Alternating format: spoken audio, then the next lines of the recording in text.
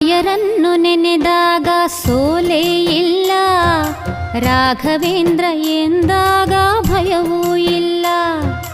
ರಾಯರನ್ನು ನೆನೆದಾಗ ಸೋಲೇ ಇಲ್ಲ, ರಾಘವೇಂದ್ರ ಎಂದಾಗ ಭಯವೂ ಇಲ್ಲ.